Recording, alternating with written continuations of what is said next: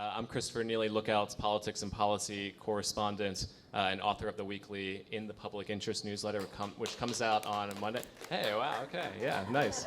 See, now if you're not subscribed, you know what you're missing now because people clap for it.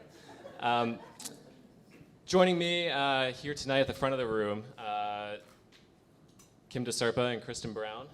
In the March primary field of 5 candidates, where no one earned more than 50% of the votes, Kristen Brown and Kim DeSerpa finished first and second place, respectively, and qualified for the runoff election, which is November 5th. Kristen Brown is the mayor of Capitola in the final few months of her 8-year tenure on the Capitola City Council, seat she first earned when she was only 29. In her day job, she is the vice president of government relations with the Silicon Valley Leadership Group. Kim DeSerpa, across 3 decades as a social worker through the Monterey Bay region, Kim DeSerpa's social work has spanned pretty much the whole human life cycle, from the NICU at Dominican Hospital and child welfare services to hospice care. For the last 14 years, she has served on the board of trustees for the Pajaro Valley Unified School District. Whoever earns the seat to supervisor will be part of a broader sea change happening within the county, within county leadership. And they're going to be facing a long list of issues ranging from the more intractable, such as nearly the $1 billion deficit on road maintenance, backlog on road maintenance, to the highly contentious, which is what do we do about sea level rise and coastal erosion, and how do we regulate short-term rentals? That's to say nothing of the unprecedented level of housing that the county will need to create over the next 7 years, and a budget that struggles to meet the county's most basic services. So tonight, each candidate will have 2 minutes for opening statements, and then I'll get through my list of questions, and then Kim and Kristen will have 2 minutes to answer each question. There will be room for rebuttal since there's just 3 of us up here, and then we'll move to audience questions. For audience questions, we have index cards and pens in front of all of you. If you wouldn't mind just walking them up to this front table right here with the Lookout staff, they will go through them and get them to me. And there you go. There's table service tonight. So let's, and also just want to say, let's hold applause between answers. We want to get through as many questions as possible, especially the audience questions, which will suffer if we run out of time. And with that, I think we'll just start with Kim, with your opening statement. Thank you. And thank you very much for hosting us tonight. For 3 decades, I've lived here in the Aptos area, first in Seacliff, and for the last 20 years out on Trout Gulch Road in the rural area. I'm a wife, I'm a mother of a blended family of 6 children, 4 stepdaughters. I have a daughter and a son of my own. My husband is here today, Dr. Ned McNamara, who is one of the neonatologists in the intensive care nursery at Dominican. He covers most of the hospitals in the county. And I'm a local consumer and a clinical social worker, where I've spent my whole career in healthcare. I deeply understand the needs of our community, with 65% of our budget in healthcare, social services, public health, and mental health. Those are areas of my expertise. I have 550 endorsements, or more actually at this point, and over 1,000 supporters. District 2 knows I'll represent them well, and that's why I'm asking for your support. I moved to Aptos in 1996, pregnant with my first baby. I came home to be near my mom. I grew up in the Salinas Valley, and my mom's here today. Thanks, Nancy, for being here. I knew that I wanted to live in a vibrant community, and that was Santa Cruz County. I grew up in poverty, lost my dad at a young age, went on to earn a bachelor's and a master's in social work, and later a license and 2 advanced certifications in my field. In healthcare, everything is urgent. Nothing can wait, and I'll bring that same sense of urgency to the Board of Supervisors. In the last 14 years, I've served on the Pajaro Valley Unified School District. I was elected there in 2010.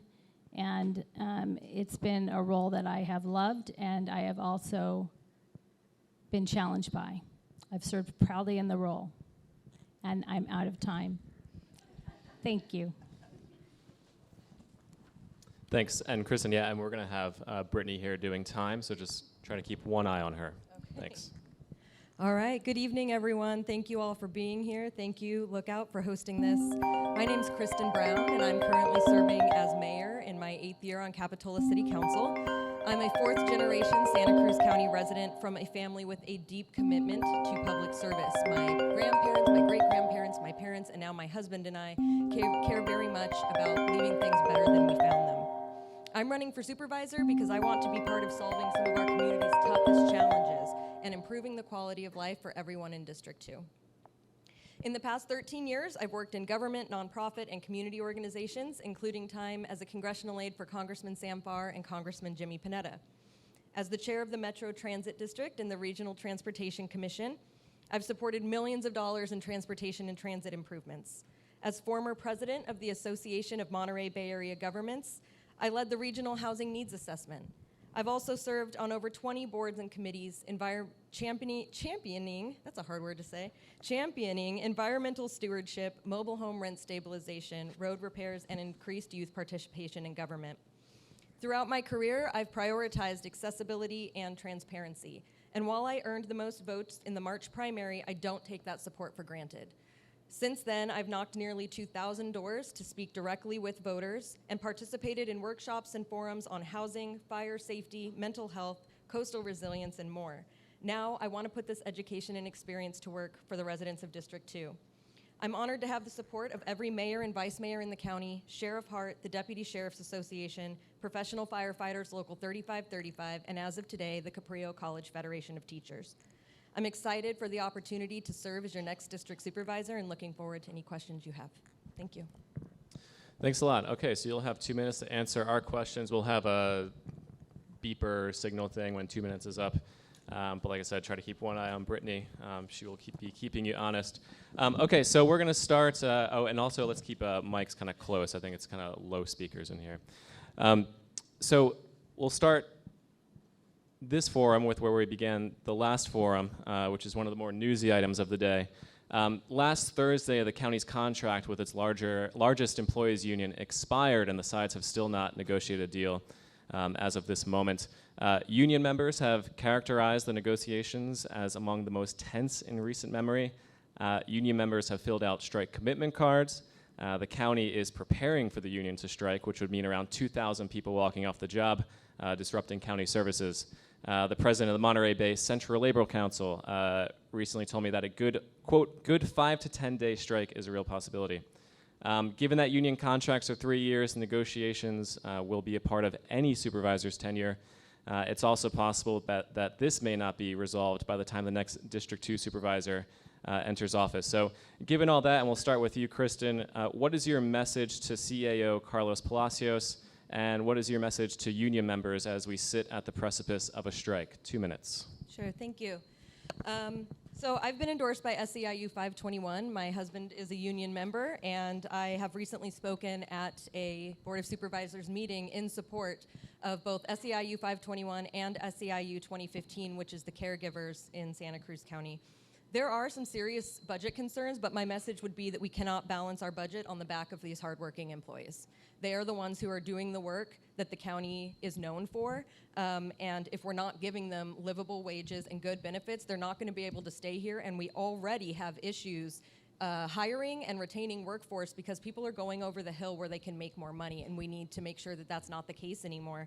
I've been a part of union negotiations in my role as Capitola City Council member, in my role on the RTC, and I would be prepared to step in and serve as an advocate for the unions, and also ensuring that we are spending our money wisely and well to ensure that we have a workforce that is supported. Thank you. Kim. Well, I know a little something about union negotiation because we have the fiercest teachers union in the whole country in the Pajaro Valley. Some of you may know that. We've been at a similar precipice in the past where union negotiations are very, very rough. One of the big issues is that our state is having a budget deficit of like $60 billion, and that's going to roll downhill both to counties and to school districts. So to the extent that the county is bargaining in good faith, that they know exactly how much they can give, the unions sometimes ask for too much. I don't think board members should be getting involved, frankly, with negotiations. In my 14 years on the school board, that's always been a big no-no. The administration negotiates with the union, and the board gives direction to the administration. So to the extent that I'll stick to that method, I want, of course, I want all of our unbelievably hardworking county staff to be retained, to have a wage that we can retain and recruit excellence and keep them in our workforce. But to the extent that we should not be getting involved with negotiations, that's how I feel. Thanks. Thanks. So you would not use your office or influence a supervisor to get involved at all with the negotiations? No. Okay. And Kristen, would you at all? I mean, how would you approach it as supervisor? Would you use that office? I mean, obviously you're not involved directly with the in the negotiations as a supervisor, but would you use the office at all in this situation? Yeah, so I think what we might be hearing is that it is not appropriate to bargain outside of contract, right? You're not supposed to bargain outside of a contract deal. That being said, in all of the times that I have been involved in negotiations, once we are in those closed sessions or meetings, it is absolutely, I would see, my responsibility to encourage my fellow supervisors and to encourage the administration to find smart ways to balance our budget that does not involve cutting any kind of employee wages or benefits. So in that sense, absolutely, I would be getting involved. Okay, thank you. And also want to leave time for rebuttal, so you guys can jump in whenever. So we'll move on to the budget. The next supervisor will be walking into quite a mess financially, to put it nicely. You have a workforce that will need to get paid, roads that need to be fixed, housing and homeless services that need to be stood up, crumbling county infrastructure, and around 80 storm repairs that still need to be addressed. All of this will need doing with little money to do it. One of your most important tasks as supervisor is guiding how our county's money is spent, and one of the most crucial votes you will take during your tenure is the one you take each year on the county's budget. Kim, we'll start with you. What is going to be the first thing that you look at when you begin opening the books for next year's budget process?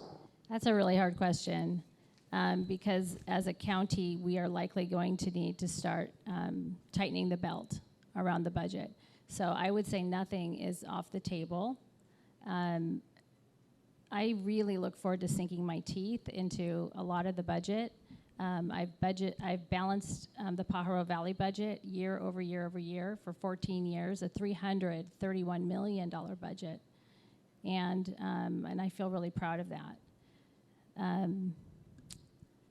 I saw an op-ed today by Carlos Palacios, which was sort of a resetting of priority expectations around roads, and I think he's right. I think there's very little money out there for road repair, but we've got to reprioritize the money to get our roads done because it's the number one, as Kristen knows too, it's the number one issue that people talk to us about. People are very, very, frankly, very angry that they've been neglected out in District 2 in the unincorporated area. So to the extent that I will be looking in all areas to save money, we'll just have to do that because we've had to do that before in Pajaro Valley. Thank you.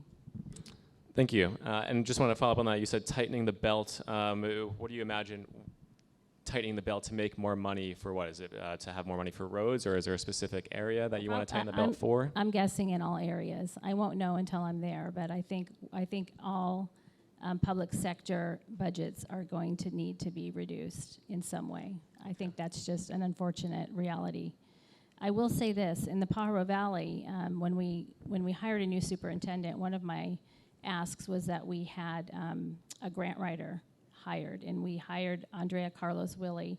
And she's brought probably more than $35 million into the district, and I'm not talking about grants that you normally would get for any particular department that are just standard. These are like extra money on top of the money that we already were getting. So I would look to something like that as well. Thank you. Kristen. So the first thing I would want to do if elected when looking at the budget is determine, one, where is the money going, and two, where is the money coming from? So where is the money going is a question of efficiency. Are we spending our money efficiently and in smart ways? And then where is it coming from? Right now, 58% of the county's revenues are derived from state and federal sources, but quite often state and federal sources are restricted. You have very specific ways you're allowed to spend this money. And so the question I want to ask is, are we looking for additional grants, additional opportunities? Even if it is restricted, we can look at each area of our budget where we're struggling and say, can we find some kind of restricted funding for this? In addition, we've waited a long time for a lot of this FEMA reimbursement money, and the strategy previously has been just tell them we need it all, give it to us all at once, we need this money, and it hasn't worked. So what we need to do is an incremental reimbursement request, which has actually already started, and we're starting to see some money come in when we ask for incremental reimbursements rather than saying, let's just wait until you can give us everything. So I think that's an important aspect of the budget as well. And then the other thing worth looking at, like I just said, I will support our employees and will not support cutting positions, but if there are any open positions that we can remain open so that we don't have to use that additional funding, I think that's something that also we need to look at. Thanks. And so kind of jumping off that question too, what are your 3 budget priorities as you head into your potential first year as supervisor, and what is your vision to accomplish them? And we'll start with you, Kristen. So again, budget priorities, the number one budget priority is to deeply understand the budget and where the money's going and where the money's coming from. That's just number one, because I can't accomplish anything else until I have a full grasp on what's going on there. Secondarily, ensuring that we have a fully staffed planning department is an incredibly important one, because we need additional affordable housing and streamlining of our permitting processes, and we can't do that without a fully staffed and fully funded planning department. And then also addressing our OR3, our Office of Recovery, Resilience, and Response, because we are facing so many climate challenges, and then roads as well. So, housing, climate change, roads, those are the 3 issues I want to address once I get into the budget, but first and foremost, got to find out how that budget's being spent and where that money's coming from. Thanks. Kim, 3 budget priorities. 3 budget priorities. Roads, number 1, housing, affordable housing, all over the county at all different levels. Number 2. Number 3, public safety.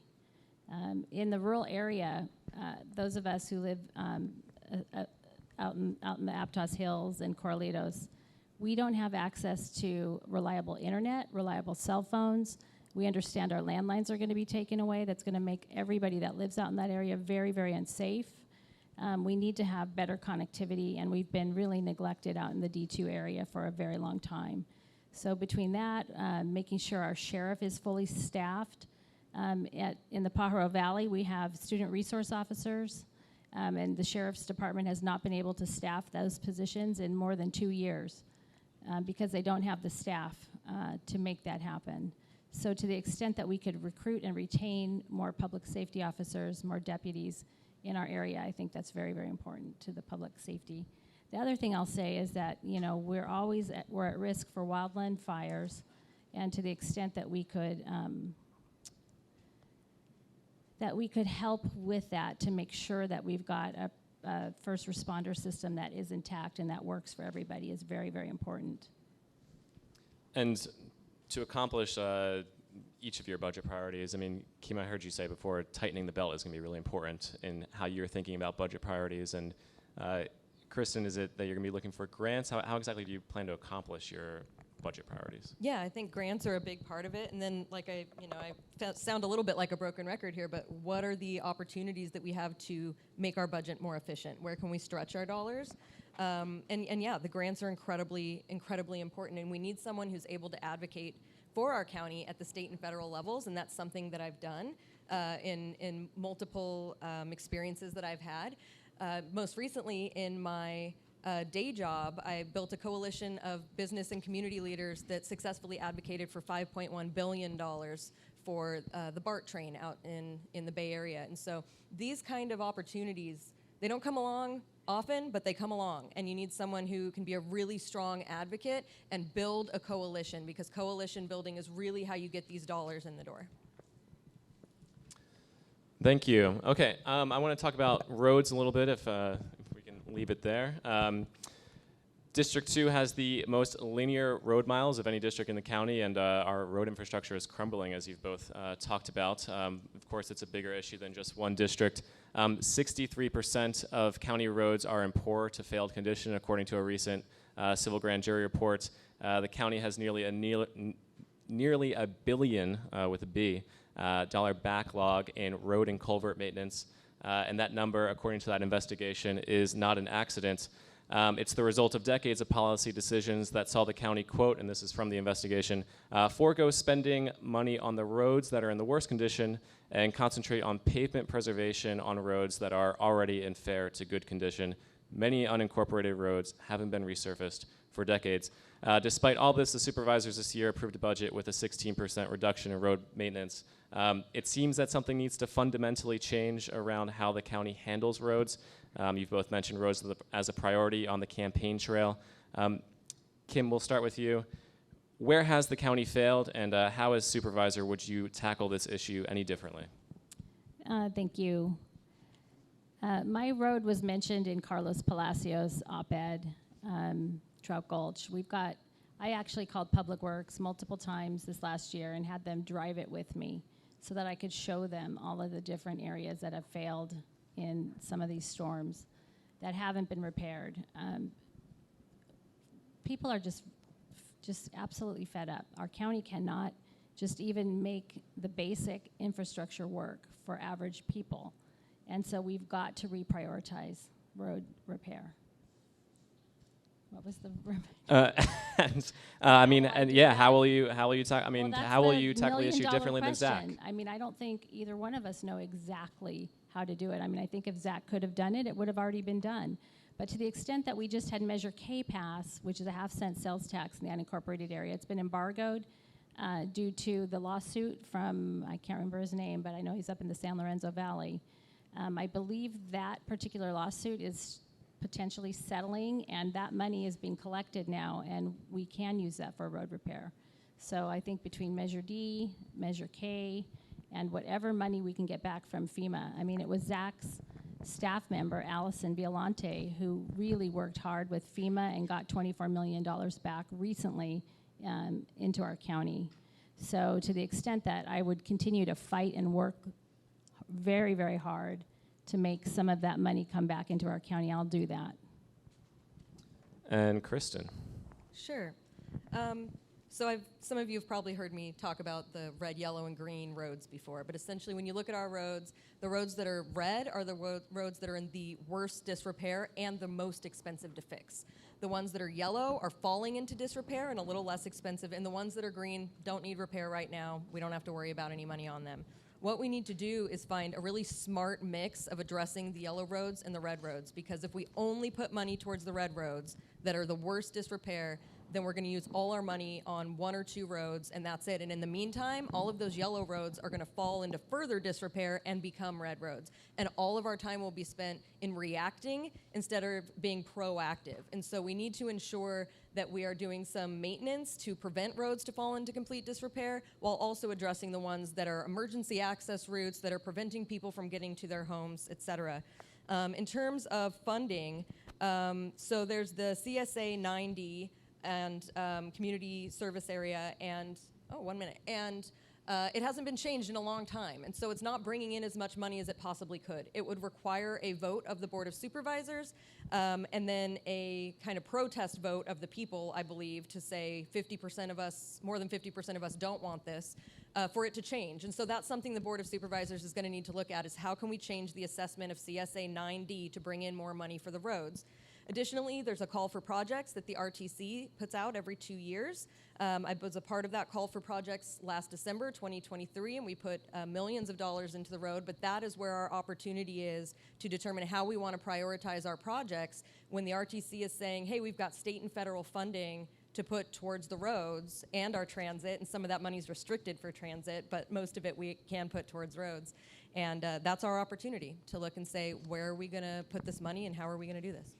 Among the thornier recent examples of this, it wasn't necessarily in District 2, it was a District 5 issue, but the situation at Mountain Charlie Road, that was a road near the summit in the Santa Cruz Mountains. that collapsed with the private driveway, and some 60 families were impacted by the road failure. Many of those families showed up regularly to Board of Supervisors meetings, urging the supervisors to put some money toward the project of fixing the road. But the county had no money at the time to help residents. I mean, if 63% of our roads, according to the grand jury report, are poor to failed, and we're going to have more storms coming, it reasons we're going to have more Mountain Charlie roads.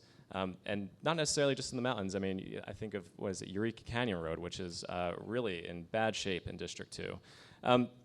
How did you think, and we'll start with you, Kristen, how did you think the supervisors handled that situation of Mountain Charlie Road? And what would you have done differently, and how would you approach a similar situation where it is an urgent, a crisis for these families up there, some of them who were cut off and heavily inconvenienced by this, when there's no money to do it? Yeah, I think that's obviously a situation where you're going to have to reallocate funds. Where if you're looking at a road that is literally about to fail and people will not be able to get to their homes, we knew that it was shifting and nothing was done. And at that point, you can say, well, there's no money, or you can say, you know what, these other 4 roads are going to have to wait. We need all of this money to solve this crisis right now.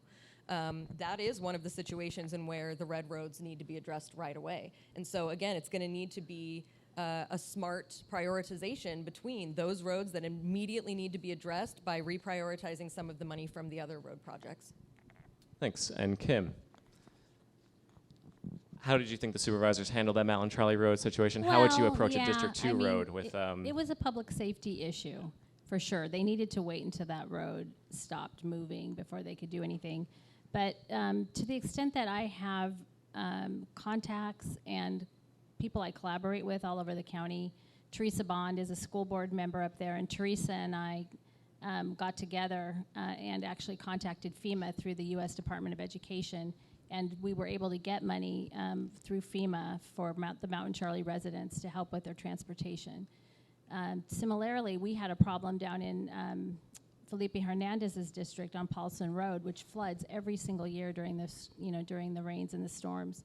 And that really has got to be repaired because there are 2 schools that need that road because of the parents dropping kids off there and school buses, et cetera. So Teresa came down and took a look at Paulson with me, and we drove around, and she actually had the contact at the U.S. Department of Education that is directly related to the FEMA funding that they got in their district. So to the extent that I would continue to collaborate like that. But, one of the things Kristen just said about the red roads versus the yellow roads, et cetera, don't tell that to people in Eureka Canyon. I mean, everybody that lives beyond, where the road is slipped out, there's multiple slips on that road. It's got to be repaired immediately. It really does. It's a giant public safety issue, and they've been living that way for a long time now. Thanks. If I could address that just briefly. At no point do I think that we should not give any money to the roads in the worst repair, and I will never say that. However, if we are only being reactive, we are never being proactive, and we will only ever be reactive, and that is no way to move forward. So I met with the people in Rio Del Mar that live across the street from Deluxe Foods, and their road has not been resurfaced for 50 years. There are people that have lived there for more than 50 years. That's how they know this. It's just. We have to prioritize our basic infrastructure, period. Thank you. Okay, so moving on from roads to an issue that never seems to die, the rail trail project and how our elected officials view it. Perhaps unsurprisingly, this has cropped up as a key issue in this general election. No. Yeah, really.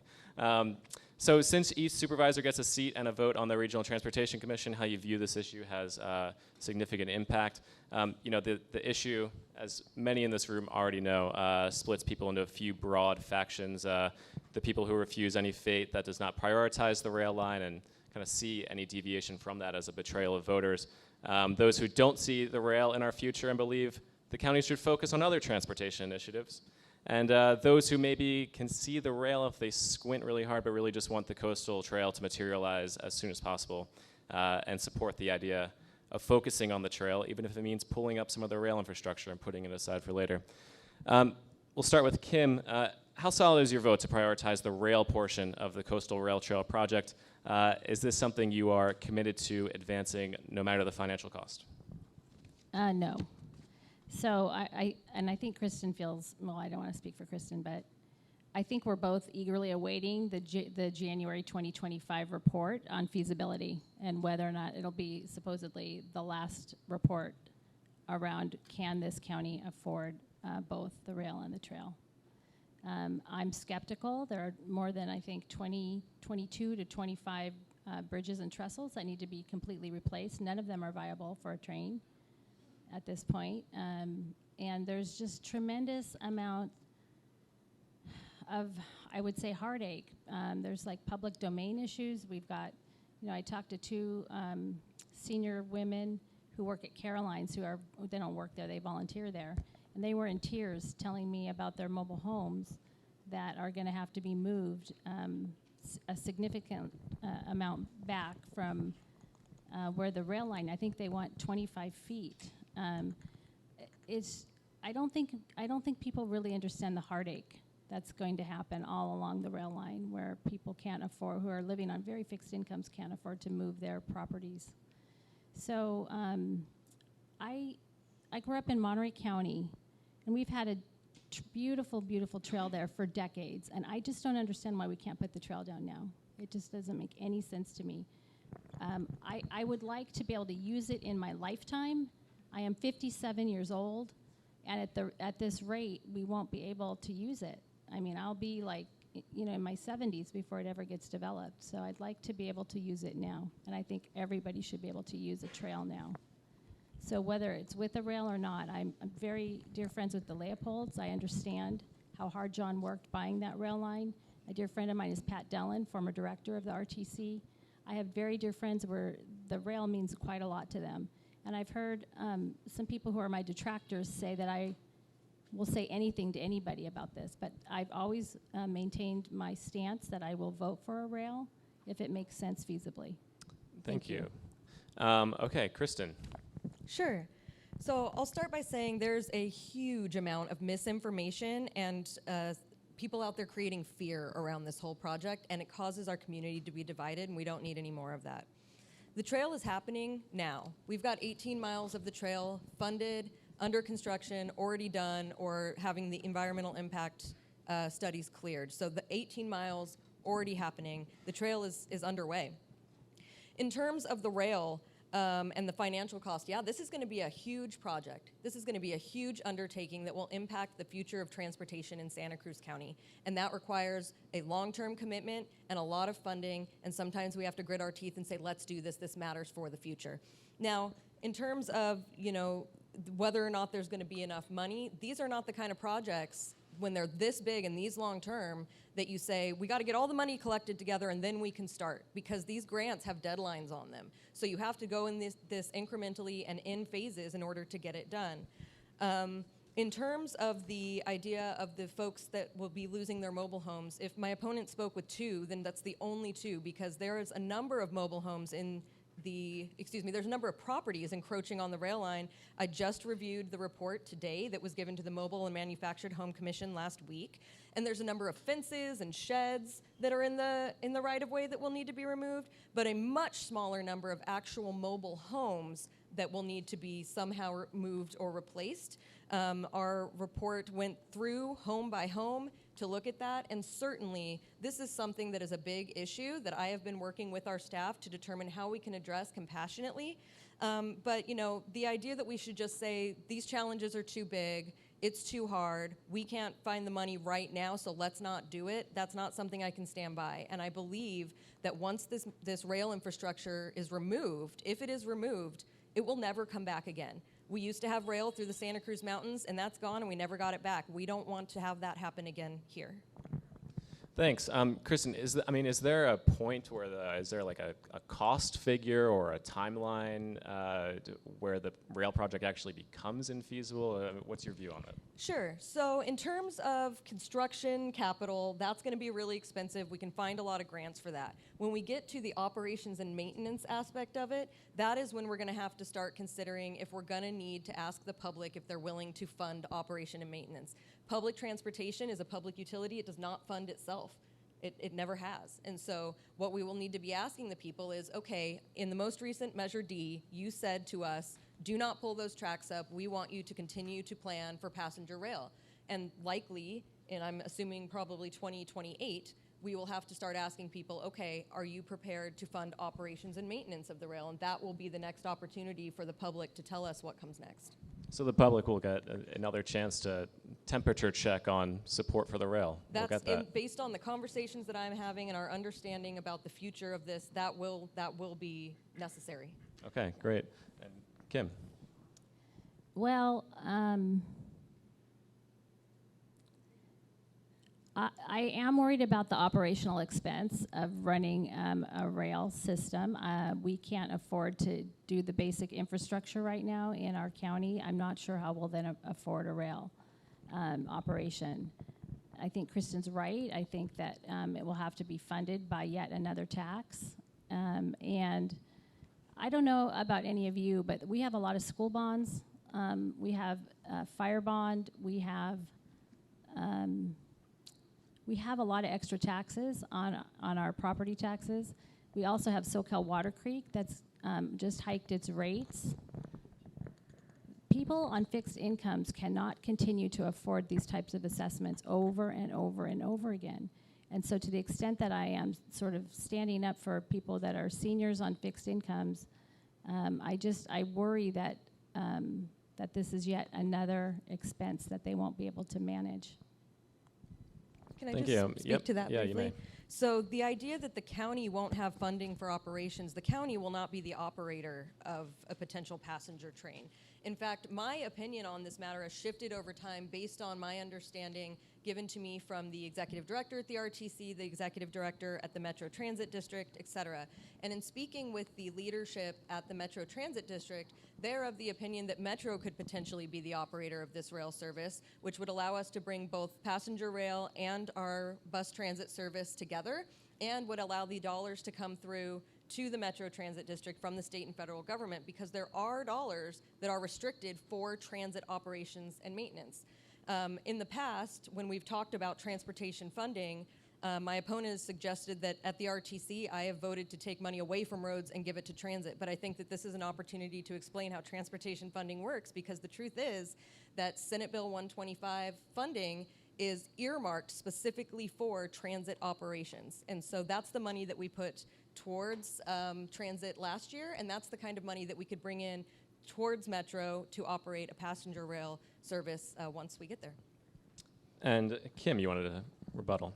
Sure. So Kristen's talking about a $34 million grant that was received by the county, and I have, if I have anything, I have integrity, and I would never want to say anything that it was incorrect.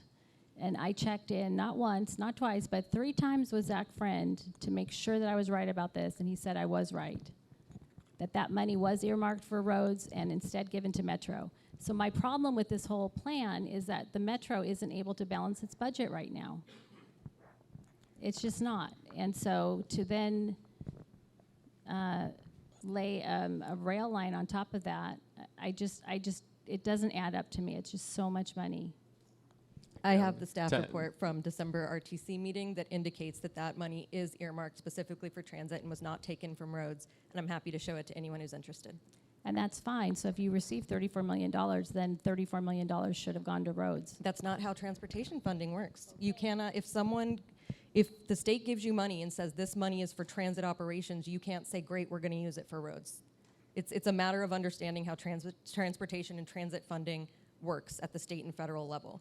And so if someone gives you $34 million and they say it's for transit operations and you try to spend it on roads, they're going to want it back. There's going to be a big problem. Okay. All right. We're going to move on to the next issue. Thank you both for that. This actually relates to an audience question that we've got. Multiple people from Facebook are asking this one.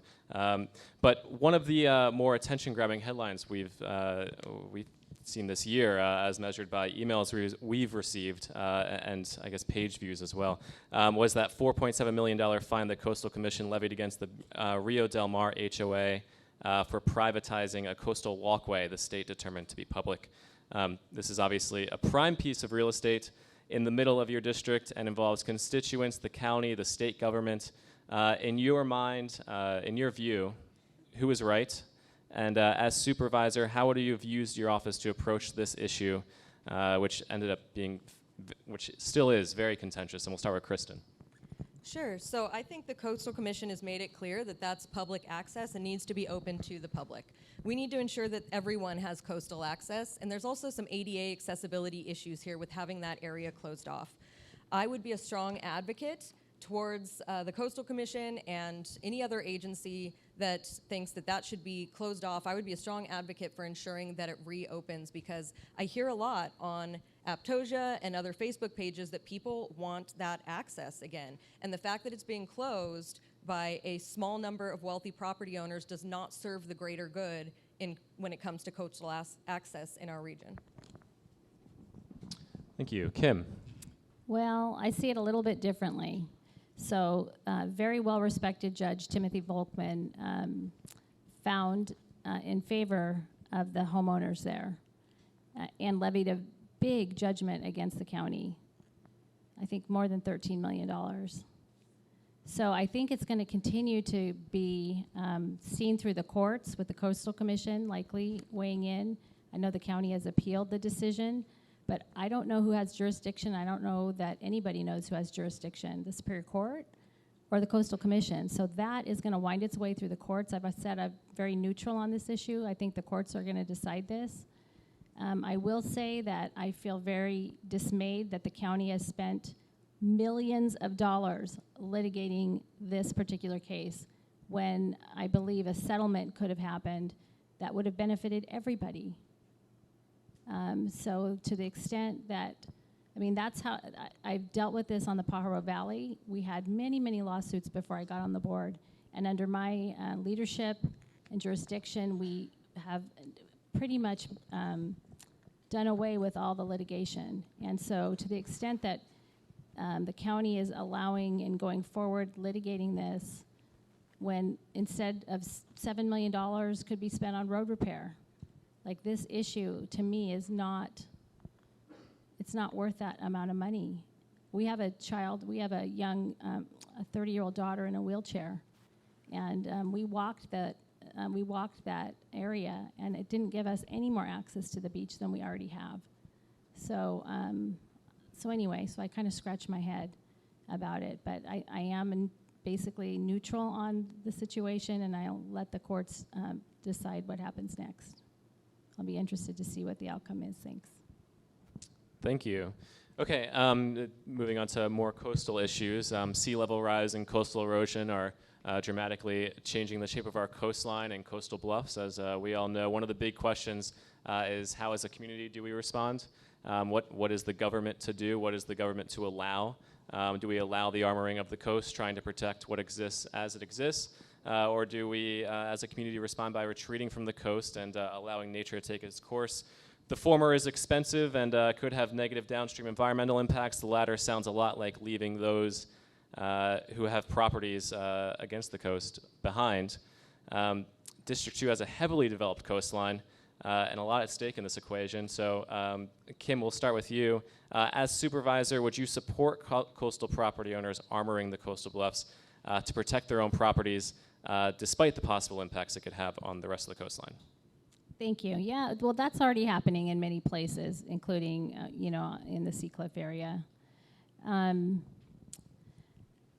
I understand the idea of managed retreat, but in our county, we have very limited tax dollars for our general fund. And one of those big tax items, or one of the big general fund revenues, comes from transient occupancy taxes. So people come from far away, from over the hill typically, and from the Central Valley to enjoy our coastline. And they rent homes in that area. And to the extent that that our general fund relies on the transient occupancy tax, I think it's very important to try to maintain those coastal properties as long as possible. While I understand that with climate change, at some point that will not be possible, I think for now we should help coastal homeowners protect their properties. Thanks. Thanks. And Kristen, would you support coastal property owners armoring the coastal bluffs to protect their own property and despite the possible impacts it could have on the rest of the coastline? So I think it depends on the situation. As you mentioned, armoring quite often leads to the loss of beaches. And so it protects the home, but it leads to the loss of the beaches below. And then the question is also an equity issue. Are we only allowing those who can afford to protect their homes to have their homes protected? I do think that public funds should be used to protect public infrastructure. And so in that case, if we need to look into armoring solutions, then for the sake of protecting public infrastructure, it's something we should look into.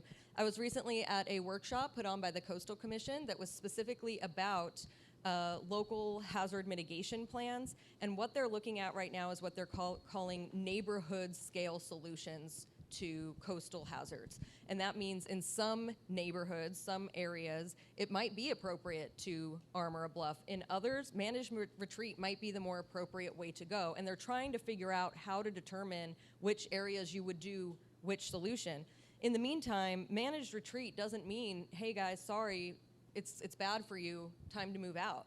What it means is that we look at nature-based solutions to addressing bluff erosion, much like we're seeing at Seacliff right now, where State Parks has a grant to replenish the dunes and work to prevent erosion, and then ensure that any building that we are doing along the coastline is done so resiliently. So for example, in Capitola, we just recently rebuilt our Capitola Wharf. It was 4 piles wide, now it's 6 piles wide, which makes it more resilient, and the piles that we put in are able to be built upon so the wharf can be lifted in the future should there ever be the will and funds to do that. And so it's about smart development, protecting public infrastructure, and looking at these options and opportunities in a way that ensures equity and the ability to maintain our natural resources, such as our beaches. So in some circumstances, it sounds like. Yeah, absolutely. I think this is a case-by-case basis, and we need to look at the experts at the Coastal Commission and other environmental, the state and other environmental groups to help us understand when on these case-by-case bases we should go towards managed retreat as opposed to coastal armoring.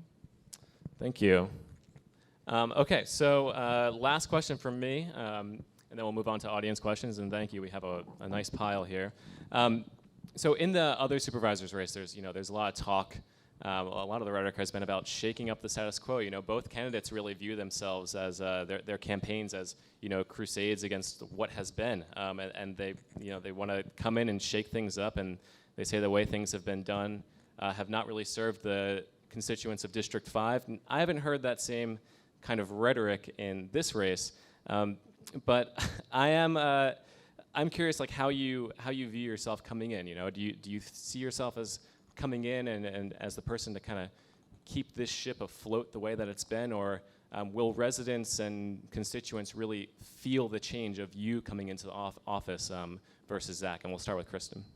Yeah, I think I am hopeful that residents will absolutely notice the shift of me coming into office. I am looking to continue my track record of being incredibly accessible and incredibly transparent. I have never turned down a meeting with anyone who wanted to meet with me. I've always explained the reasons behind the votes, and I intend to continue that.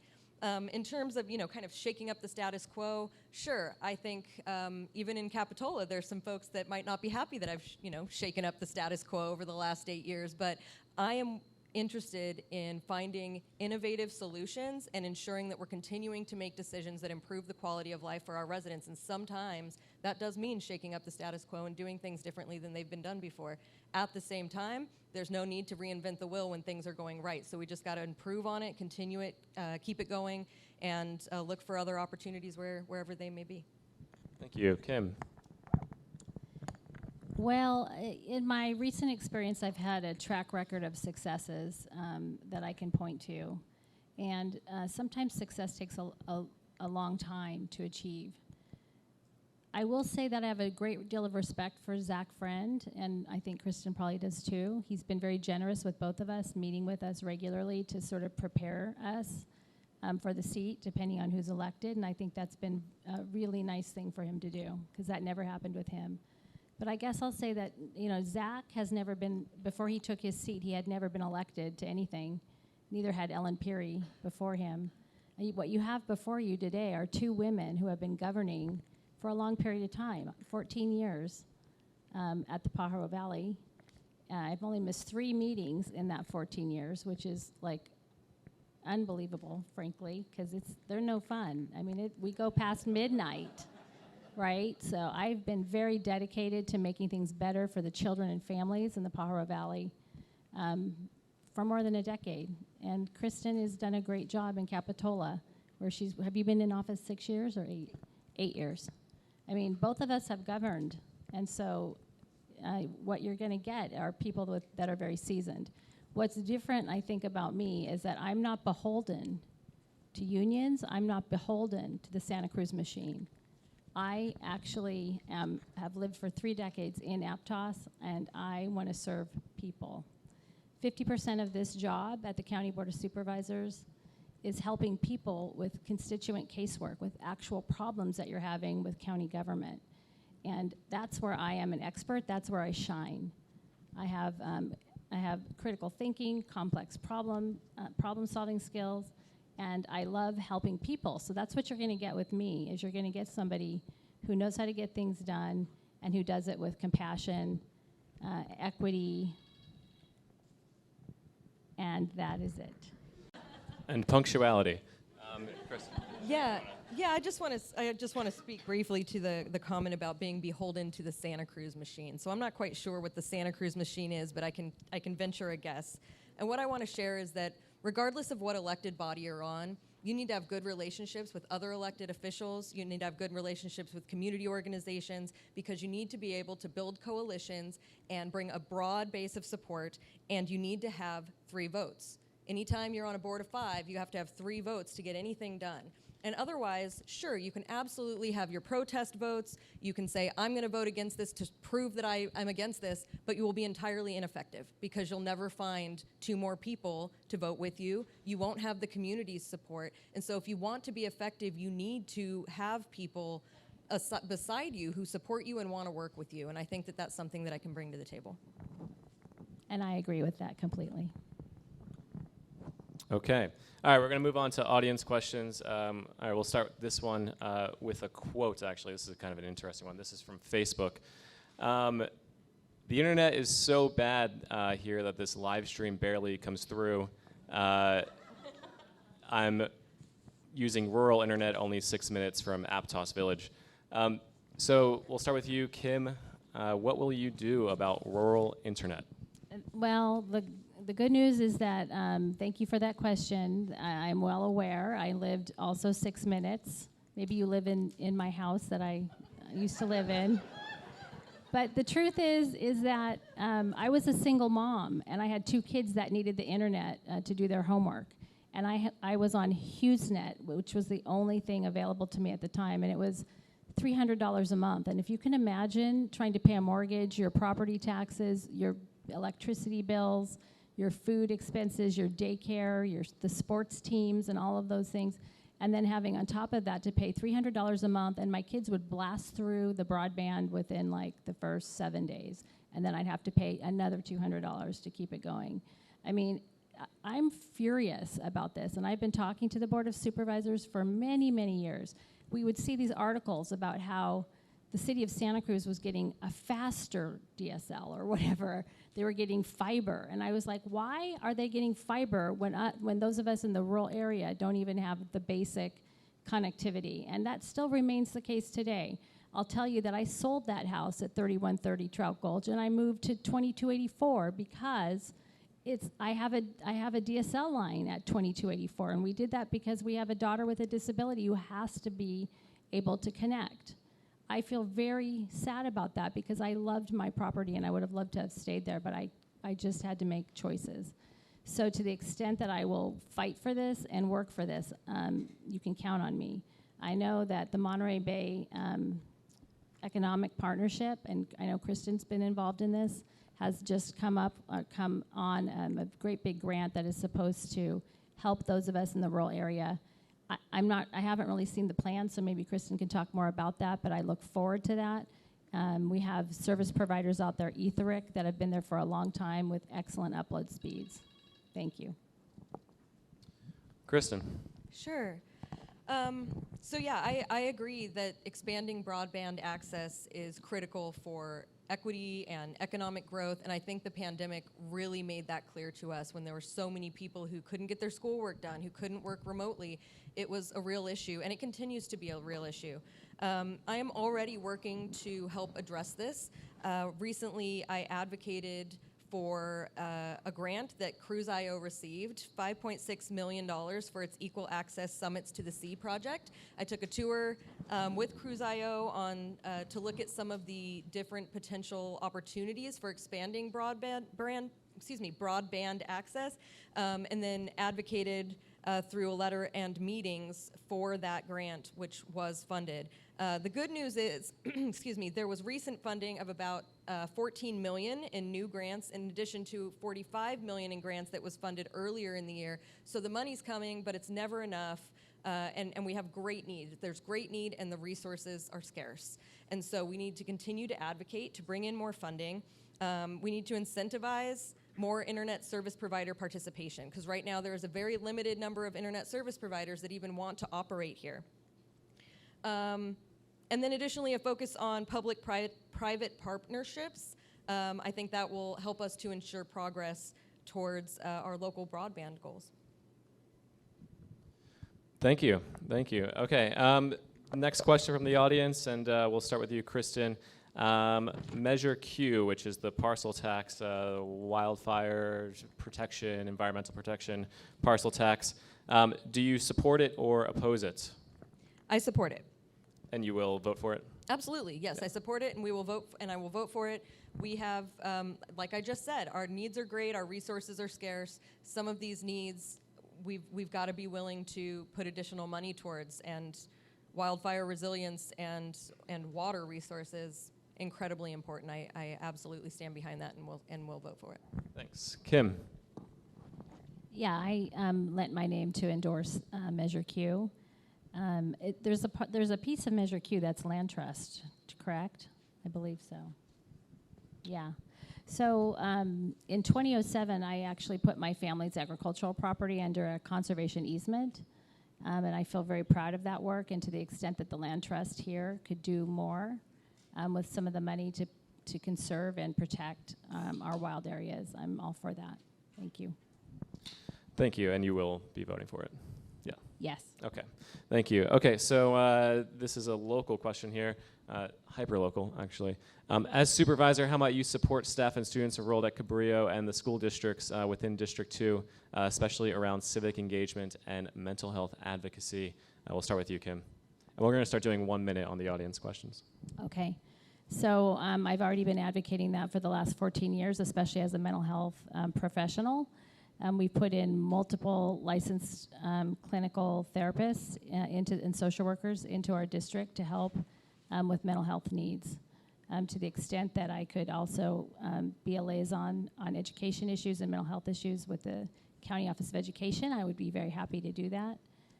There was one other, it was mental health, and what was it? I'm sorry. Civic engagement. Civic engagement. Well, my campaign manager, Gigi Kelbert, held a civic engagement event at Cabrillo College for many years, where a lot of the elected officials came to help kids understand why public service is really important and how to get them more engaged. And I would continue to advocate for events like that. Thanks. Thank you. Kristen, what will you do to support students enrolled at Cabrillo and the school districts, especially around civic engagement and mental health advocacy? Sure. So mental health advocacy, I think part of getting anything done is, again, having partnerships. And so working with our community-based organizations, putting on health fairs, finding a way to get practitioners on campus, or more so, is incredibly important. In terms of civic engagement, this is something that's really been a passion project for me since I've been in public office. In my time on Capitola City Council, I got youth seats, student seats on all of our boards and commissions, created a Youth Mayor for a Day essay contest, and through our community grant funding, we put funding towards a Cabrillo College student fellowship. I would also be interested in recruiting Cabrillo College students for internships. I think it's incredibly important to increase youth involvement in civic life and really prepare the next generation to come up into positions of leadership because we won't all be around forever, and we need to prepare the young ones, get them interested early, and get them prepared. Thanks. And Kristen, back to you. How can you support local teens and young adults who want to stay here but can't afford it? Man, that is the question, right? Is how do we ensure that people can stay? Local teens and young adults, especially, I think they're looking at what their future might be, and they don't see their future here because it's too expensive. And so, again, deeply affordable housing, we need to find a way to streamline that permitting and incentivize the development of deeply affordable housing, because otherwise they're not going to be able to find the housing to stay here. Supporting economic development so that they have good jobs that will give them the income that they need to sustain their lifestyles here. These things are the kind of things that we need to look into in order to ensure that the young people can stay, because looking at our regional growth forecast, our senior population will go faster than any other population, and if we don't have the ability for young people to stay here and take on the kind of care provider jobs that we need, we're going to have a big problem. And so that's how I'm going to work to support young people being able to stay in the region. Thanks. Kim? So on my 14-year tenure on the Pajaro Valley Unified School District, we have enhanced our career and technical education pathways. We have 28 different pathways, and each one of them is designed to help kids get to the next level with really high-paying jobs. We had multiple pathways that didn't do that, and so we discontinued those, and so all 28 now are for kids to have very high-paying jobs when they're done. And sometimes that is in the trades, and sometimes that's in computer programming, sometimes that's in healthcare. But I'm very proud of that work that we've done. Like Kristen said, we're the fastest growing senior population actually in the state, the county of Santa Cruz, and we need to have a workforce here. In the last 2 years, we've lost 6,000 kids in the Pajaro Valley Unified. People are just not having children as much as they used to, and families have moved out of the area. So to the extent that we could build affordable housing so that families can stay here, make their lives here, work here, and recreate here, I think that's really important. Thanks. Yeah, and Kim, back to you. Kind of related to retiring here. I mean, what will you do to address Santa Cruz County's outstanding pension liability? 1 minute. I don't know. I mean, that's a really, really hard question. If that was an easy thing to fix, I mean, they would have already done it. I don't know what can be done. I think the county's on the hook. It's a contract with people, and they're on the hook to pay it.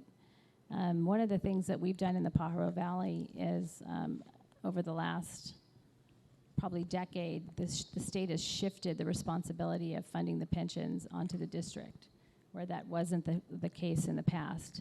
And that has eaten up a tremendous amount of our budget.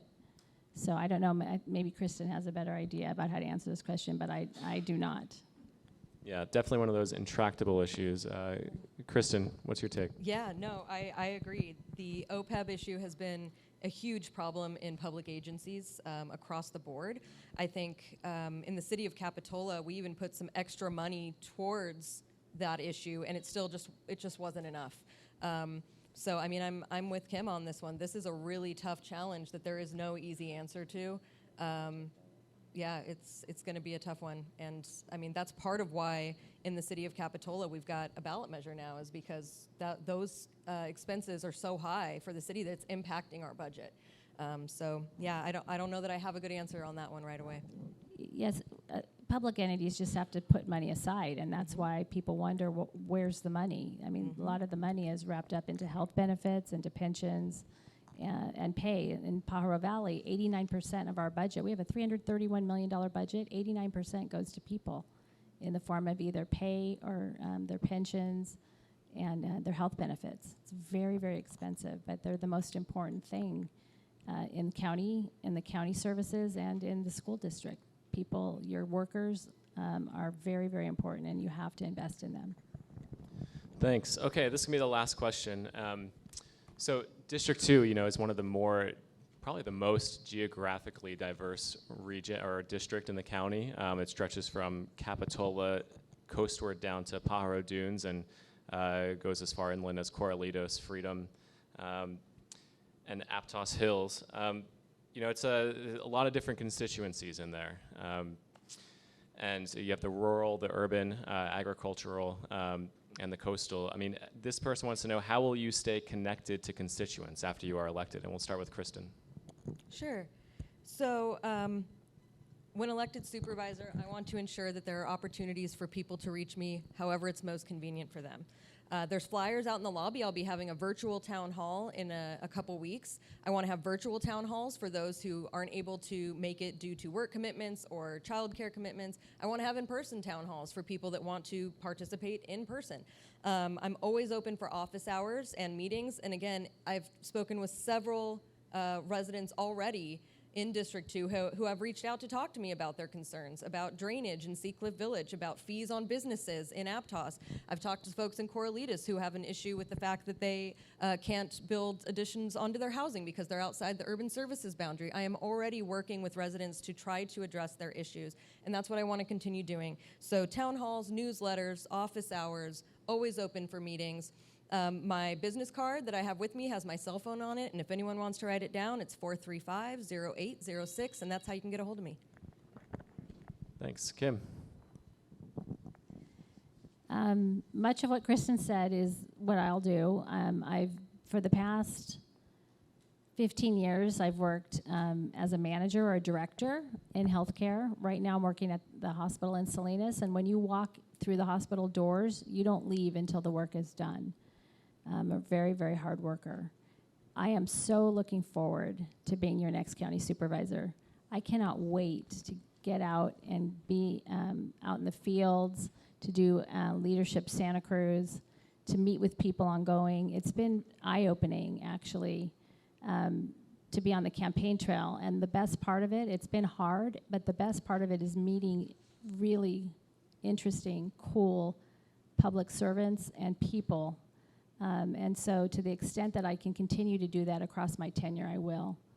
I have always had my cell phone up on the district webpage, and anybody can call me or text me anytime. I think the virtual town hall is a great idea, and I would probably do that too. Thank you. All right, thank you. Can we give them a round of applause, please? This is not easy. And thank you all for coming. Election is November 5th. And any audience questions we didn't get to, I will take back to my desk. And yeah, just stay tuned and pay attention to our campaign blog, and coverage continues. Thanks a lot.